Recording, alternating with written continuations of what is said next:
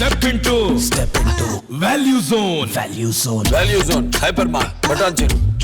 Sir నమస్తే sir. నమస్తే అండి. సార్ మరొక కాలర్ నెంబర్ రెడీగా ఉంది. మా టీం ఇంకొక నెంబర్ రెడీ చేశారు. హర్ష సాయి ఫ్రమ్ ఏలూరు అంట. సో హర్ష గారితో మాట్లాడదాం, ఒకసారి కాల్ చేస్తాను.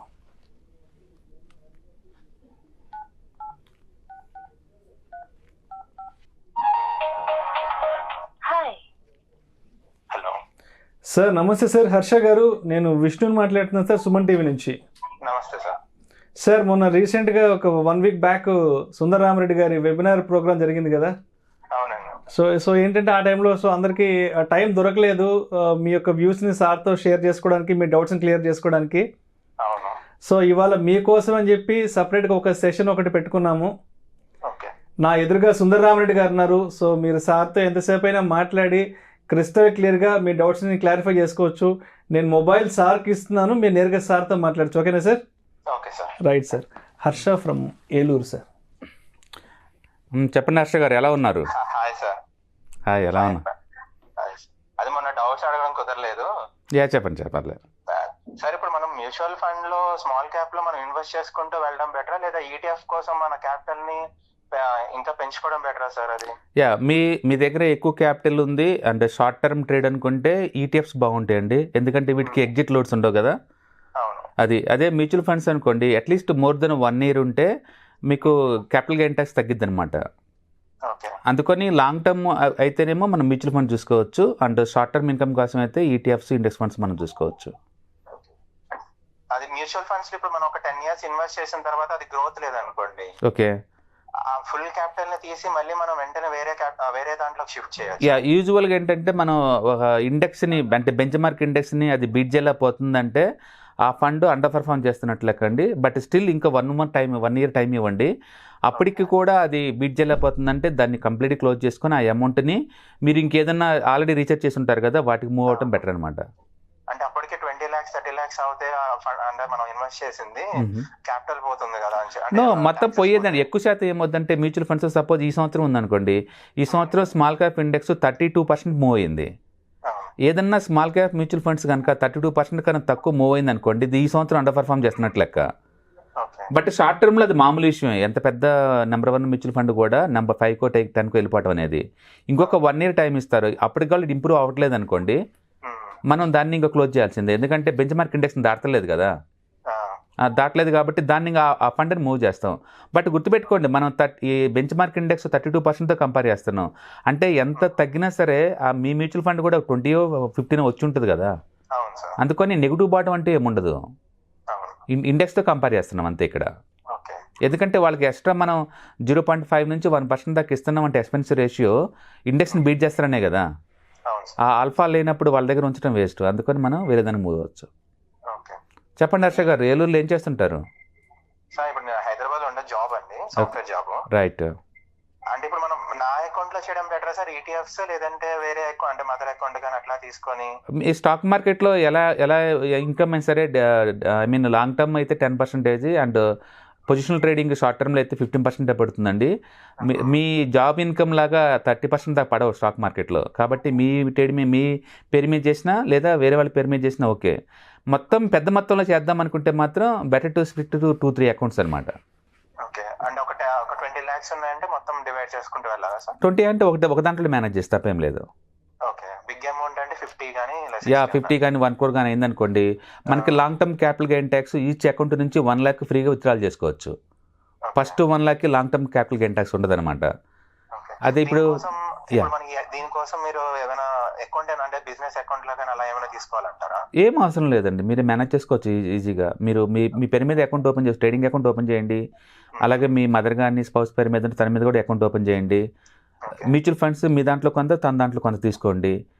అండ్ కొంచెం క్యాపిటల్ పెరిగిన తర్వాత మీరు విత్డ్రాల్స్ బిగింగ్ చేసుకోండి. మీ అకౌంట్ నుంచి 1 lakh, తన అకౌంట్ నుంచి 1 lakh without any taxes withdrawal చేసుకుంటూ పోవచ్చు అట్లా లైఫ్ టైం. రైట్. పెద్ద మొత్తం అయినప్పుడు అకౌంట్ స్ప్లిట్ చేయండి, చిన్న మొత్తం అయితే ఒక అకౌంట్ అయినా సరిపోతుంది. చెప్పండి మీరు హర్ష గారు, మీరు ట్రేడింగ్ ఏమైనా చేస్తున్నారా అంటే ఈటీఎఫ్స్ కాకుండా ఏదైనా? మీకు మనీ ఇచ్చింది కూడా నేను మీ సీజన్స్ చూసి ఒక 2 lakhs అలా ఇన్వెస్ట్ చేసిన అమౌంట్ తోనే వచ్చాక నేను ఇచ్చాను. That's very good idea, right? So తనకు వచ్చిన ప్రాఫిట్స్ నుంచి ఫీజు కట్టాడు. రైట్.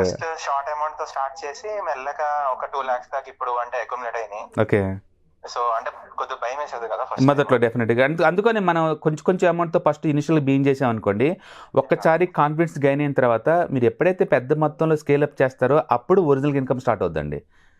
ఎందుకంటే ఒక 1 lakh 2 lakh మీద పెద్ద 5% వచ్చినట్టే కనిపించదు. యా, కానీ దాన్ని 10 lakh 20 lakh స్కేల్ అప్ చేశారనుకోండి, అప్పుడే ఒరిజినల్ ఇన్కమ్ కనపడిద్ది, నువ్వు కూడా సాటిస్ఫై అవుతావు. అప్పుడు దాకా ఏంటంటే ఇదంతా ఏంటంటే నాలెడ్జ్ గెయిన్ చేయడం అనమాట. ఇంకా అప్పుడు క్యాప్ అంటే మనకి ప్రాఫిట్ ఈజీగా ఒక 1.5 నుంచి అట్లా స్టార్ట్ అవుతుంది కదా సార్. అవును అవును. అప్పుడు మనం టాక్సెస్ ఎక్కువ పే చేసుకుంటూ వెళ్ళిపోతూ ఉంటాం కదా. మీకు మీ ఇన్కమ్ రావాలి కానీ 15%. సపోజ్ ఈ ఇయర్ మొత్తం మీద మనకు ఒక 15 lakh వచ్చింది అనుకోండి ETF ట్రేడింగ్ ద్వారా, ఆ 15 lakhs ఉంచి మనం కట్టే అమౌంట్ ఎంత ఉంటుందండి వాళ్ళకి? 1.5 lakh కడతాం లేదా 2 lakh కడతాం అంతే. సో పెద్ద విషయం కాదు ట్యాక్సెస్. ఇక్కడ ఎనీ బిజినెస్లో ట్యాక్సెస్ ఉంటాయి కదా, అది పెద్ద విషయం కాదు. అందుకని ఏంటంటే ట్రేడ్స్ అన్ని ట్రేడ్ చేసుకుంటూ వెళ్ళిపోండి. కొంచెం కాన్ఫిడెన్స్ గెయిన్ అయిన తర్వాత ఏంటంటే దాన్ని పెంచండి, అమౌంట్ పెంచండి. అప్పుడు చాలా మంది ఏంటంటే 20 లక్షలు 30 లక్షలతో చేస్తారు, అప్పుడు ఇన్కమ్ బాగా కనపడుద్ది. అంత పెద్ద మొత్తంలో మీరు సడన్గా చేయాలంటే చాలా భయం వేస్తుంది. అందుకని మొదట్లో చిన్న చిన్న ట్రేడ్ చేసుకుంటూ పోతుంటేనే ఒక 6-7 ట్రేడ్స్ తర్వాత అప్పుడు మనకు కాన్ఫిడెన్స్ డెవలప్ అవుతుంది అనమాట. అప్పుడు మనం చేసుకోవచ్చు ఓన్గా. చాలా మంది అంటే స్టాక్ మార్కెట్లో అంటే ఇంక స్పెక్యులేషన్, ఉదయం కొంటే సాయంత్రం అమ్మటాలే, అది భయపడతారు ఏదో దాంట్లో చాలా టూ మచ్ రిస్క్ ఉన్నట్టు. బట్ మనం ETFs, index funds, mutual funds కాబట్టి అండ్ న్యాచురల్గానే సేఫ్టీ లెవెల్స్ నీకు కనపడతా ఉంటుంది. ప్రాక్టికల్గా మీకు ఎప్పుడైతే కంఫర్ట్గా అండ్ కన్వీనియన్స్గా ఫీల్ అయ్యామనుకోండి, ఇంక దాన్ని స్కేలప్ చేసుకొని జీవితకాలం మనం దాన్ని సైడ్ ఇన్కమ్ లాగా ఒక బిజినెస్ లాగా చూసుకోవచ్చు అనమాట. మ్యూచువల్ ఫండ్స్ ఏమైనా స్టార్ట్ చేశారా?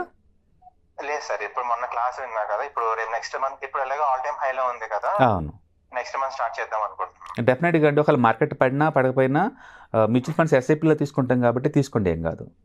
అండ్ స్మాల్ క్యాప్ కానీ మిడ్ క్యాప్ కేటగిరీ ఏదో ఒకటి తీసుకోండి.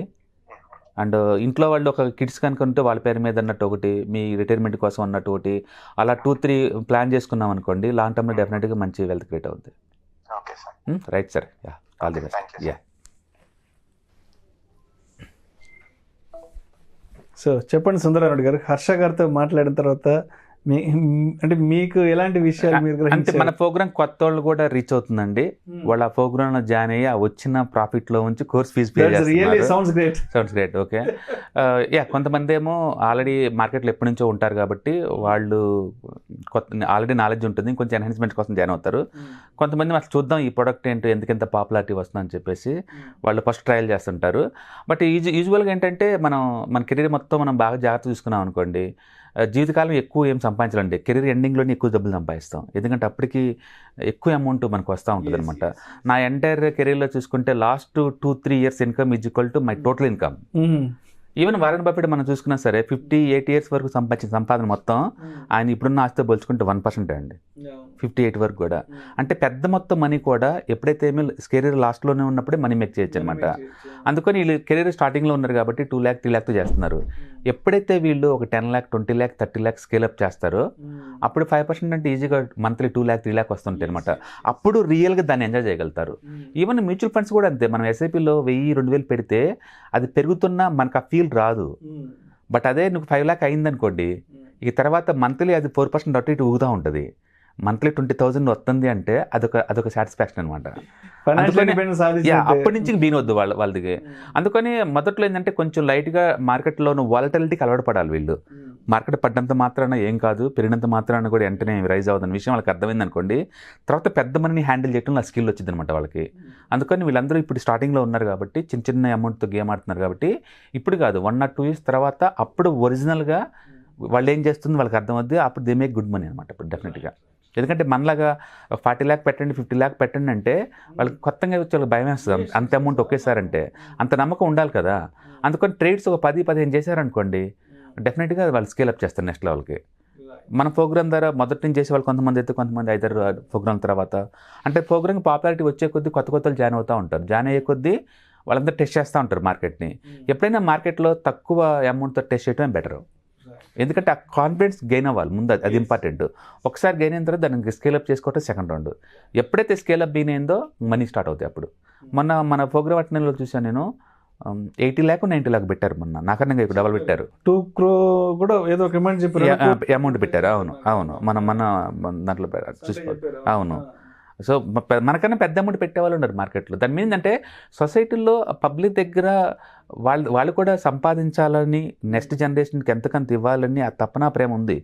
కాకపోతే ఎక్కడ పెడితే ఎక్కడ రిస్క్ తీసుకోవటం ఎంత వద్దు అని చెప్పేసి వాళ్ళు భయపడుతున్నారు. రైట్ ఇన్వెస్ట్మెంట్ ఏదైనా ఐడెంటిఫై చేయడం చేయలేకపోతున్నారు. ఇప్పుడు ఏంటంటే వాళ్ళు 4-5 ట్రైల్ చేసిన తర్వాత వాళ్ళకి ఆ నమ్మకం, ఆ కాన్ఫిడెన్స్ వచ్చిందనమాట. అందుకని వాళ్ళు ఇప్పుడు స్కేల్ అప్ చేస్తారు. ఇది జస్ట్ స్టార్టింగ్ స్టేజ్ అండి. ఇక 2-3 years తర్వాత చూశారనుకోండి, మన ప్రోగ్రామ్ చేసి మన వాళ్ళే కోట్లలో చేస్తుంటారు, లక్షల్లో కాదండి. అవును సార్. కోట్లు ఇలా రేపట్లో కోటి అంటే కూడా పెద్ద అమౌంట్ ఏం కాదండి. వాళ్ళు 20 lakh 30 lakh 10-100 crores ఇలా ప్లాన్ చేస్తున్న లైఫ్స్ మనవి. అందుకని నథింగ్ ఇప్పుడు మనం చూస్తున్నది నెక్స్ట్ 2-3 years చూడాలి. అప్పుడు ఒరిజినల్గా వీళ్ళు ఎక్స్పీరియన్స్ తోటి అప్పుడు మార్కెటింగ్ కొడతారు, అప్పుడు ఒరిజినల్ మనీ స్టార్ట్ అవుతుంది. Right sir, right sir. Thank you so much sir.